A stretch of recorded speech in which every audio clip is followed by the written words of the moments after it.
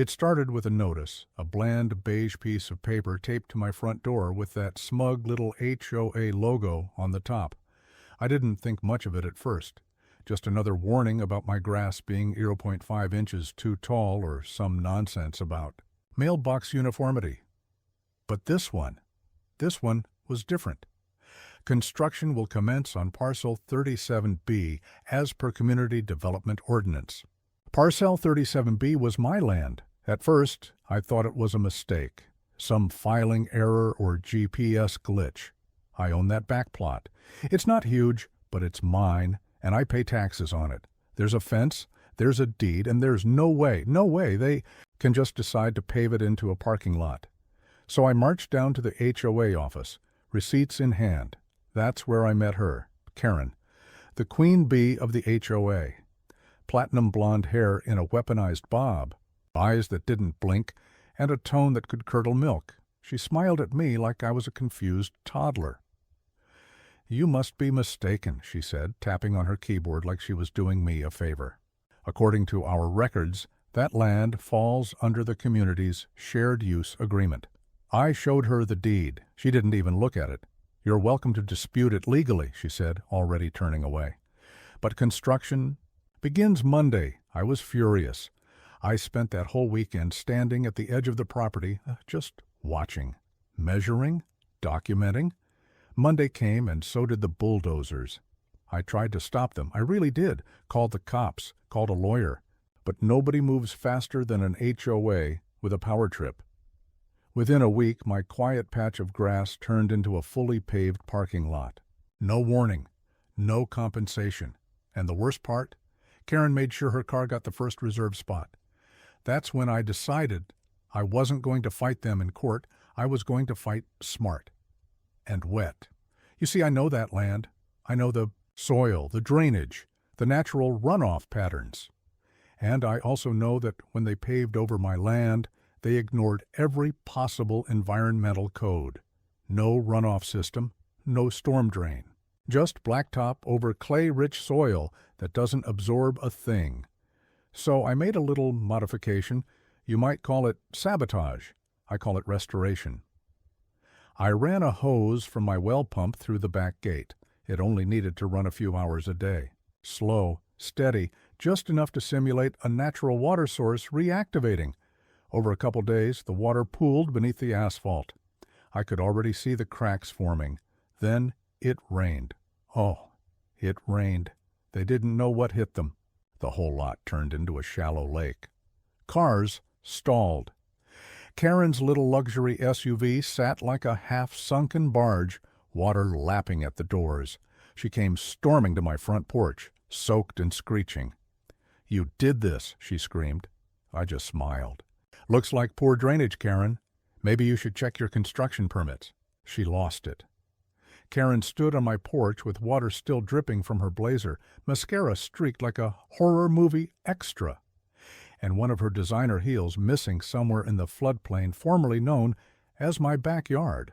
Her face twitched as she tried to find words that wouldn't land her in court. "You think this is funny?" she snapped. "I think it's ironic," I said. "Build a parking lot on someone else's land without proper drainage. Seems like nature's just reclaiming what's hers." She pointed a shaking finger at me. "You're going to pay for this. The HOA will file a lawsuit so fast." I cut her off. "Karen, you're trespassing. I suggest you leave before I decide to press charges." She backed off, not because she was scared, but because she didn't have a comeback. That's how Karen operated, dominance by paperwork and intimidation. But when neither worked, she short-circuited. By the next day, the lot looked like a marsh. Muddy tire tracks ran in loops where residents had tried to maneuver their cars out. A few of them came to my door asking questions, and I played dumb.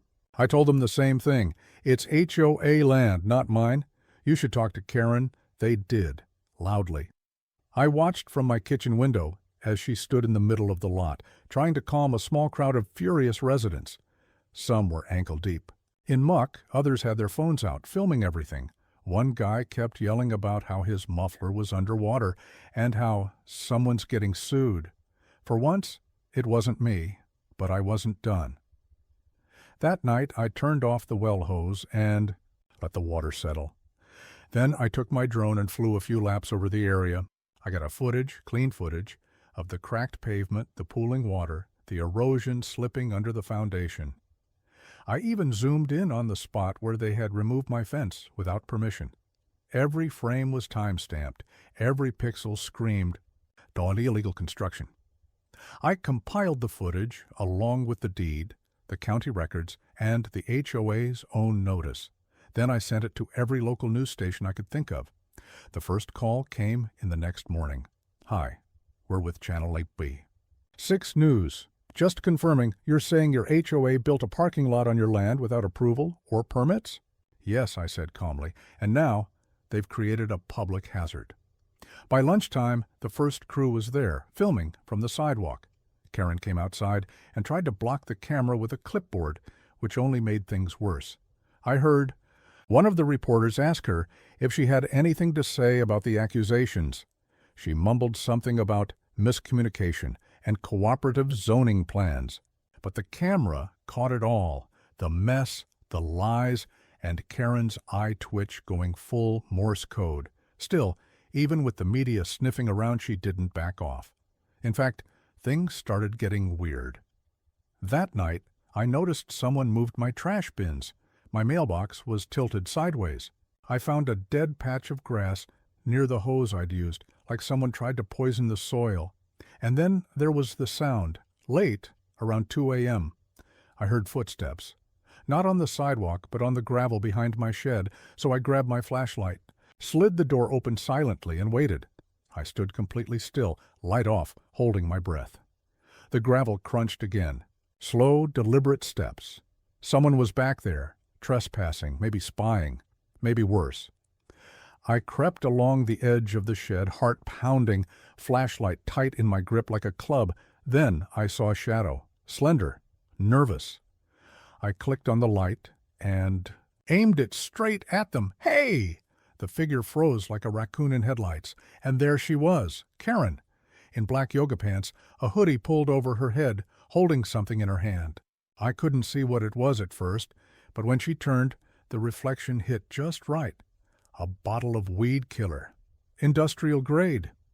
"You've got to be kidding me," I said. She didn't speak, just took off running like I'd pulled a gun. I didn't chase her. I just filmed it. The whole thing.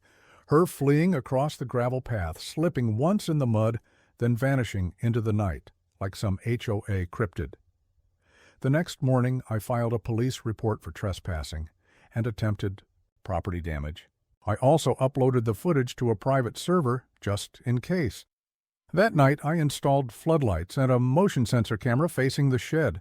If she came back, she wouldn't just be caught, she'd be lit up like a stage show.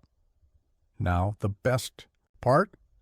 The very next day, one of the news stations did a follow-up segment. The story had picked up traction online, a lot of it. People love watching HOA horror stories go off the rails, especially when there's a Karen involved. They interviewed a couple of my neighbors, too, folks who'd been annoyed with the HOA for years, but never had the nerve to push back. Now they were mad. Their cars had water damage. One guy even showed the camera a moldy floor mat. Karen tried to play it cool in her statement, claiming the HOA had acted in good faith and misunderstood property boundaries. But nobody was buying it anymore. Later that week, I got a call from the county inspector's office. Apparently, the footage and documents I sent triggered a formal investigation, not just into the parking lot, but into everything: permits, zoning violations, environmental code infractions. They told me, get this, that the HOA could be facing serious fines, even a court-ordered removal of the lot. And guess who's on the hook for the legal mess? Not the homeowners, not the community. Karen, she'd signed the construction order herself. I didn't celebrate right away. I knew Karen wouldn't go down without trying to claw someone on the way, and sure enough, that night I heard another noise. But this time, it wasn't behind the shed, it was on my roof. I froze. Roof noises are not normal. Not at 2:18 a.m. Not when you're in the middle of a Cold War with the most spiteful HOA president to ever walk in orthopedic flats. I killed the lights inside the house, grabbed my phone, hit record, and eased toward the back door. I didn't want to spook whoever or whatever was up there. But I wasn't about to let Karen pull some raccoon-style sabotage without getting hit on camera. Another thud, lighter this time.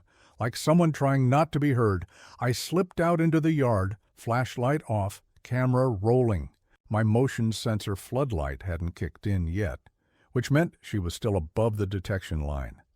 Clever, desperate, stupid. I took a few steps back until I could see the roofline. And there she was, Karen, kneeling near my vent pipe. One hand gripping something. I couldn't quite tell what it was. A towel? A bag? She didn't notice me at first. She was too focused, fiddling with the vent like she was trying to block it. That's when it clicked. She was trying to clog my exhaust. Vent. That could lead to carbon monoxide buildup if I didn't catch it in time. Not sabotage. Felony. I snapped a photo with flash on. She jolted like a startled cat and slipped, legs kicking, hands scrambling, and rolled straight off the edge into my flower bed with a heavy thud. I ran over, camera still recording, flashlight, now blinding her as she sat up groaning, covered in mud and crushed azaleas. "You're insane," I said, calmly dialing 911. No, you don't understand," she started. "Oh, I understand just fine. You trespassed again. You climbed onto my roof, tried to block a ventilation line, and you just gave me the whole thing on video." She tried to grab for the phone. I stepped back. She tripped on a garden hose and face-planted again into what used to be a decorative koi rock. When the cops showed up, she tried to spin the story, said she was checking for damage, said I invited her to inspect something. But the video, the timestamps, the photos, yeah, they didn't exactly back her up. She was cuffed and stuffed in under 10 minutes. I gave my statement calmly, handed over the footage, and waved her goodbye from my front steps as she screamed that this wasn't over. Her exact words were, "You'll regret this. They all will." And I believed her, because later that week, a letter arrived in the mail. No stamp, no postmark, just folded paper shoved into my mailbox. Inside was a single line written in blocky, unhinged handwriting, HOAs. Protect their own. That's when I realized Karen might be gone. But the war was just beginning. That letter sat on my kitchen table for hours. I kept looking at it like it was going to morph into something else. Something reasonable. But no, it was just 7 words, scrawled in aggressive Sharpie, still carrying. The stink of cheap office paper and paranoia. HOAs protect their own. I knew what it meant. Karen might have been the face of the tyranny, but she wasn't alone. There were others, people who loved the smell of fresh mulch, matching garage doors, and unchecked power, people who'd spent years treating the community like their little kingdom, and now their queen had been dethroned. The next few days were quiet, too quiet. The parking lot remained flooded and unusable. My neighbors, now fully aware of what the HOA had done, stopped whispering and started openly complaining. Some even called for a recall vote. But under the surface, I could feel it. Something was brewing. Then it started, the small stuff first. A complaint was filed against me for excessive lighting in the backyard, the very same motion sensor lights that caught Karen on the roof. The HOA fined me $200 and demanded removal. Appealed. They rejected it in 6 minutes. Then a landscaper I'd never hired showed up, claiming he was scheduled to trim my trees. Said the HOA put in the request. I turned him away. 2 days later, my mailbox was accidentally knocked over by a waste truck that had never come down my street before. Coincidence? Sure, if you believe in fairies and honest tax assessors, but it was the third event that proved it. I woke up one morning to find my backyard gate wide open and my fence, partially torn down. The same fence that used to mark the line between my land and what is now a swampy, cracked parking lot. 3 panels gone, posts yanked. It looked surgical. I knew why. They were trying to erase the boundary again. Pretend it never existed. Reclaim the land. Not legally, not officially, but symbolically, like sending a message, we can take it. Back whenever we want. That's when I stopped playing defense. I spent the rest of the day calling in a few favors.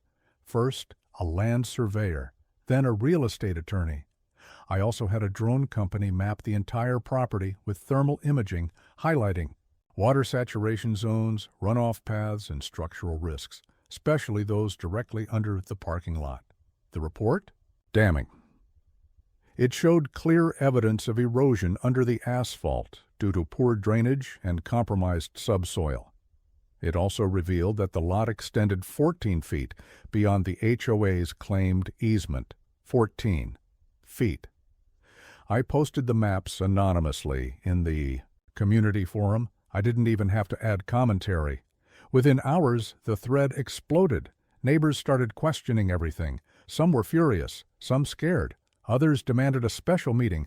But while the residents were waking up, the HOA doubled down. That night, my power went out. Not the neighborhood, just mine. And when I checked the breaker box, it was open. Padlock snipped, wires frayed. Someone had tampered with it. They weren't just retaliating anymore. They were escalating. So I made one last call before bed, not to the police, not to a lawyer. I called the county environmental board, and I told them everything, because if they thought flooding their parking lot was bad, wait till they saw what I had planned next. The guy from the environmental board showed up 2 days later, unannounced, plain shirt, clipboard, and that look, like he already knew what he was going to find but wanted the joy of seeing it for himself. I didn't even have to say much. I just pointed to the cratered parking lot, the saturated soil, and the leaning fence posts that now looked like drunk tombstones.